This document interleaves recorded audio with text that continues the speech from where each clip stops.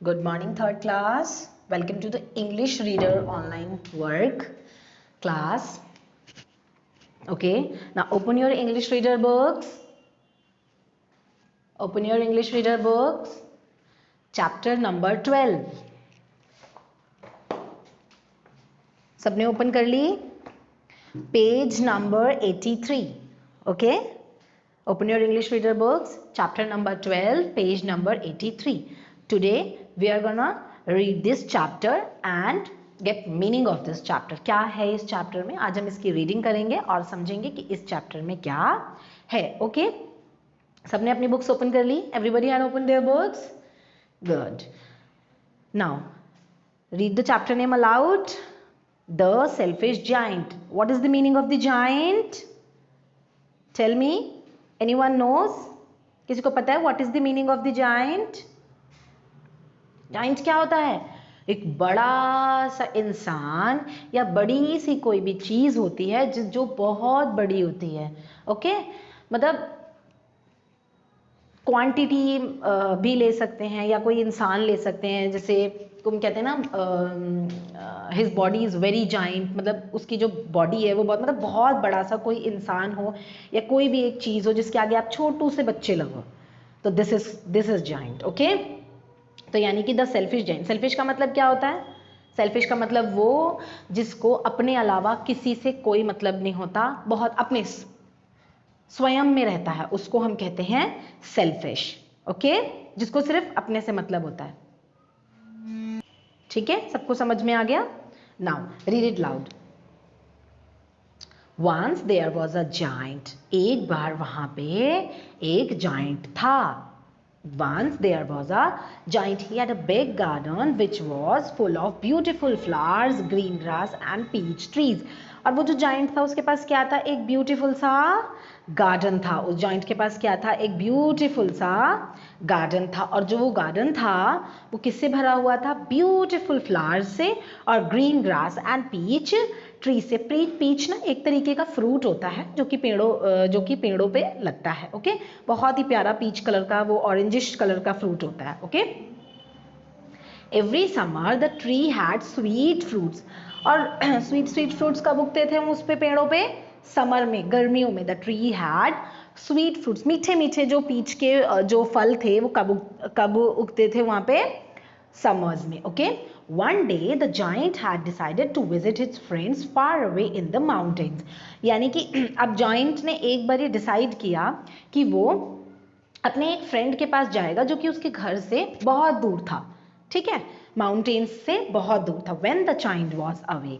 जब जाइंट अपने घर से दूर था. When the giant was away the children used to go in his garden every day after school. अब जाइंट तो है नहीं वहां पे अपने गार्डन की रक्षा के लिए. तो when the giant was away the children used to go his garden every day after school.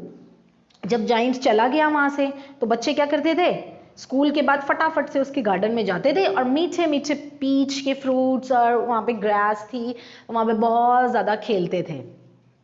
Correct, वहां पे बच्चे क्या करते थे? खेलते थे और बहुत मजा करते थे.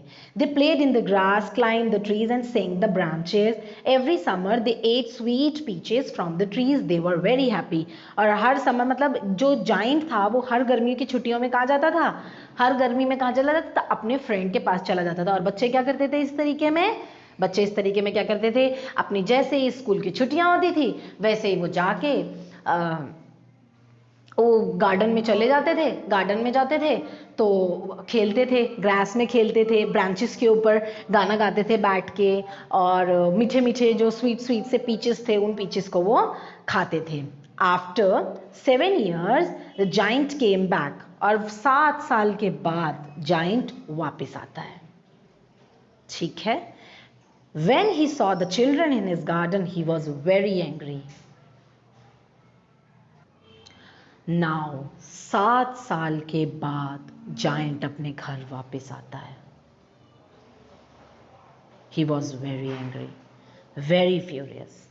वो देखता है, वो कहता है, अरे मैं तो अपना गार्डन कैसे छोड़ के गया था और ये सारे के सारे बच्चे मेरे गार्डन में मेरे स्वीट स्वीट पीचेस खा रहे हैं, मेरी ग्रास में खेल रहे हैं, मेरे गार्डन का सत्यानाश कर दिया।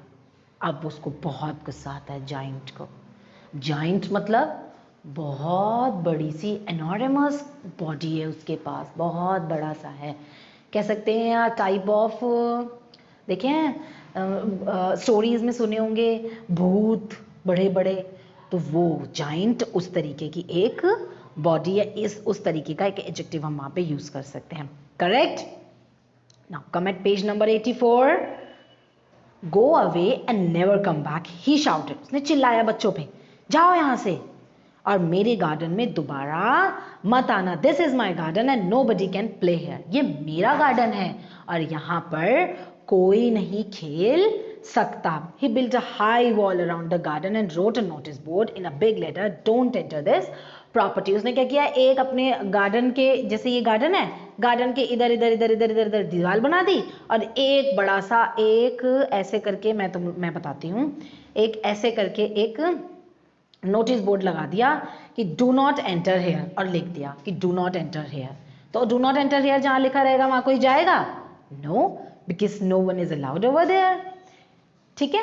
The children were very sad. अब चिल्ड्रंस की तो आदत पड़ गई थी वहां जाके खेलने की, पीचेस खाने की, ब्रांचेस में बैठ के गाना गाने की, जोर जोर से चिल्लाने की, खूब मस्ती करने की, और बच्चे बहुत खुश होते थे जब उन लोगों को मस्ती करने मिलती थी। अब तो जाइंट ने बोर्ड बना दिया और जो गार्डन था उसके अगल बगल दीवार बना दी।